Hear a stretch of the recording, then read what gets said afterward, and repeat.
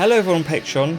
I'm just making a very quick video here today just to show you a little bit of the process I went through to make this mega ThinkBreak instrument, because it's been a massive one and I've pushed the boat out even further than I did last time on the Amen break. And the ThinkBreak is actually a much trickier one to work with in terms to get the groove right in where you're slicing it, and just I've had to compile all the different versions of the Think into one sort of perfect break just to begin with to get this instrument right. So it's been a lot of work, but I'm really proud of how it's come out, and it's sounding, I think, as good as any ThinkBreak version that is out there. This is the one. Even if you just take the WAV files from the I think I've called them let me have a look at the folder. Oh, it's so hot in the studio today. It's hard to think because I'm like sweating under my clothes. Mega Breaks pack, ThinkBreak. I've called it break processing. So in the break processing part of in the folder, there's a couple of different versions I've exported, which are all great just to use as is if you want to chuck them in Amigo and just go with a really simple version. But in terms of getting this break to roll the right way, if you just look at these instruments, I'm actually swapping between all three versions of the ThinkBreak. So I'm swapping between, I'm like taking the kick out of this part because it's got a clean kick, whereas this one, the kick, it's actually got a different kick here, but it's got more of like a cymbal on it. And then the kick in this one has got the vocal chop on it, which you don't want every time. It can be a bit repetitive when you hear a ThinkBreak that's just hammering this kind of vocal chop on top of the kick. So I've compiled all the best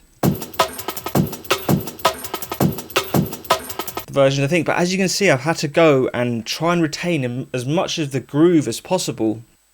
And so to do this, I think I was like slicing these to phrases and then coming in the phrases and chopping bits out with all the original groove in, and then piecing them all together and actually having to quantize certain hits. You can see I've put this hit bang on the griddle. This might even be from I've taken like a snare by itself, so I've really pieced this together like a jigsaw, because otherwise it just sounds a little bit start-stoppy, or it sounds too quantized. So it was a good process to go through, actually, to really kind of fine-tune your hearing for like what groove, what's a good groove. So I've done different versions where I've tried to include some of the different kicks and snares and things like that. That's more of a classic one. Just trying different rhythms, and then I think eventually I started to find the sort of best. Just rolling. So this was my favourite one, I think, was just the cleanest version of the Think.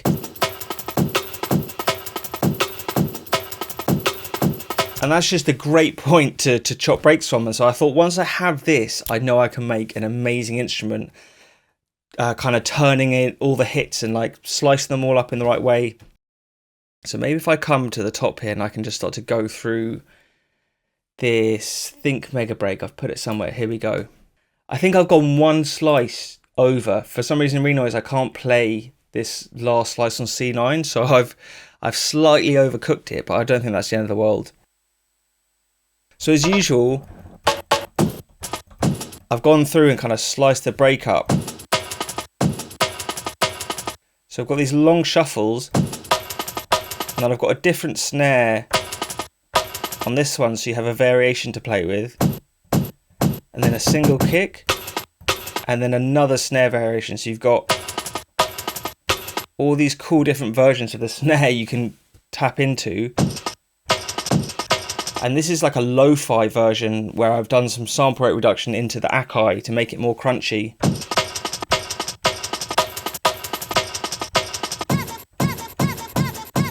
So I've got two of those vocal chops there. And then this goes into all the shuffly bits. So I've got them individually, I've got them as long little sections. All the individual hits of the slices. This is like the hi-hat, and then I've got long kicks. So this is like long kicks, long snares. And then I thought it'd be cool to actually have a reverb snare this time to pitch around, which is sounding really cool. Long mono reverb kicks. I got these reverses.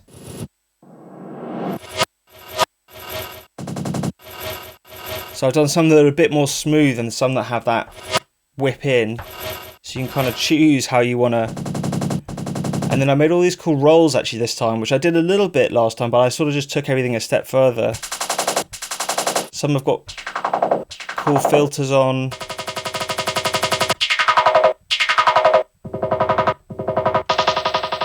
I did some of these delays and they made like phasey cool delay hits. All these roll snares again. And then I took into the Akai, I did all that like classic time stretching stuff.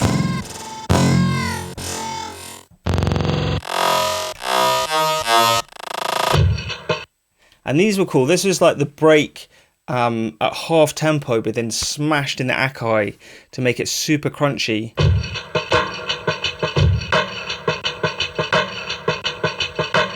So whenever you're programming, whatever BPM, even if you pitch this instrument up and down, because it's a whole octave lower, it will still be at half the speed of all the other kind of main chops in the break. So you can actually use this half tempo break alongside the other one and it'll all still kind of lock to the grid. So I thought that was a cool thing to throw in.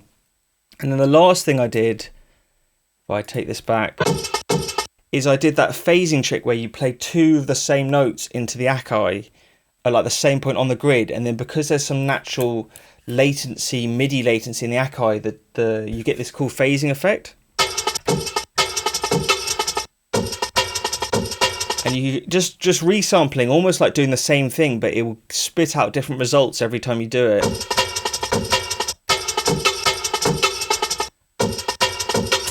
So you got this cool, and then I just had some phasey shuffles at the end.